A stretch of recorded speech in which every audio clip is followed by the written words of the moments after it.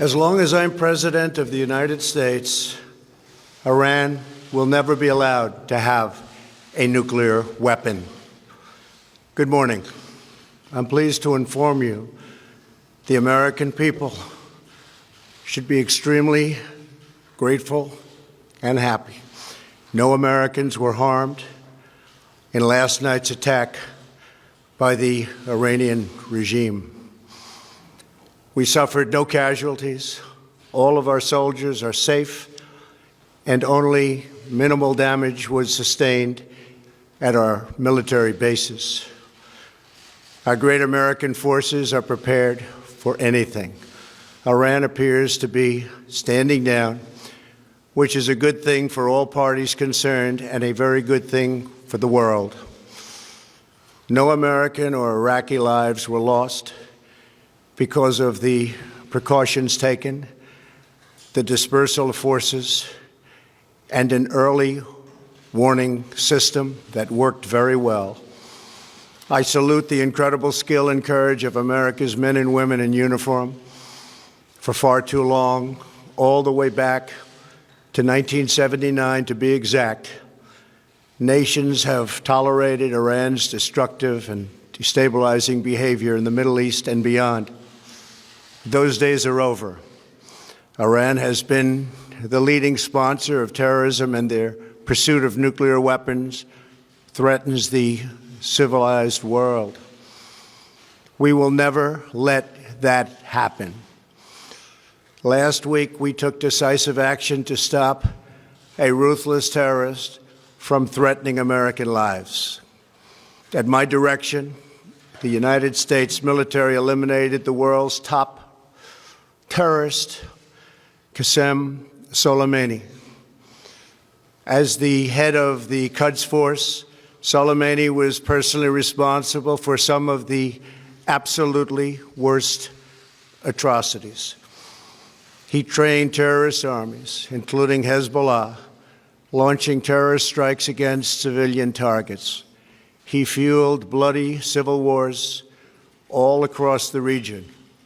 He viciously wounded and murdered thousands of U.S. troops, including the planting of roadside bombs that maim and dismember their victims.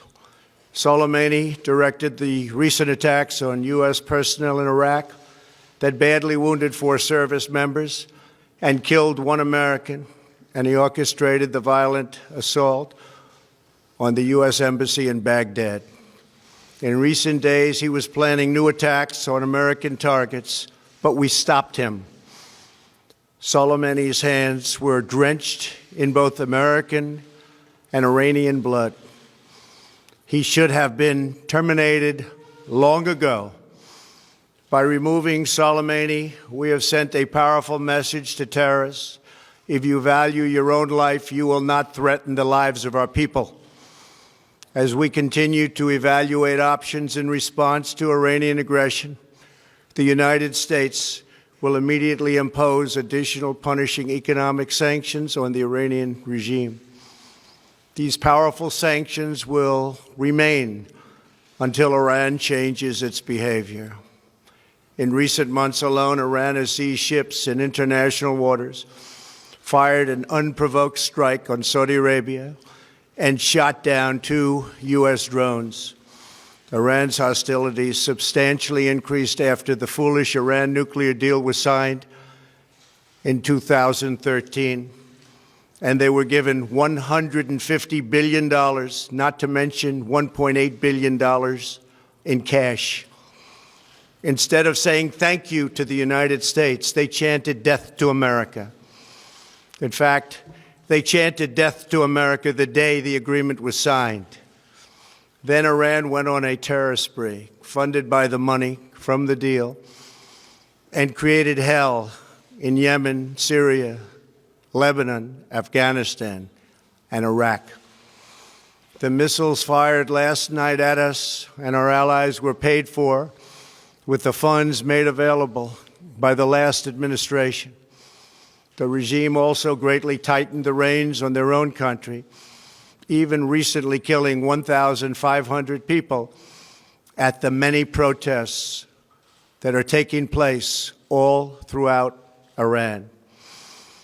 The very defective JCPOA expires shortly anyway and gives Iran a clear and quick path to nuclear breakout. Iran must abandon its nuclear ambitions and end its support for terrorism.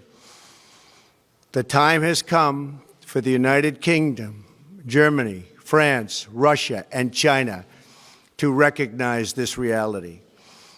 They must now break away from the remnants of the Iran deal, or JCPOA. And we must all work together toward making a deal with Iran that makes the world a safer and more peaceful place. We must also make a deal that allows Iran to thrive and prosper and take advantage of its enormous untapped potential. Iran can be a great country. Peace and stability cannot prevail in the Middle East as long as Iran continues to foment violence, unrest, hatred, and war. The civilized world must send a clear and unified message to the Iranian regime. Your campaign of terror, murder, mayhem will not be tolerated any longer. It will not be allowed to go forward. Today, I am going to ask NATO to become much more involved in the Middle East process.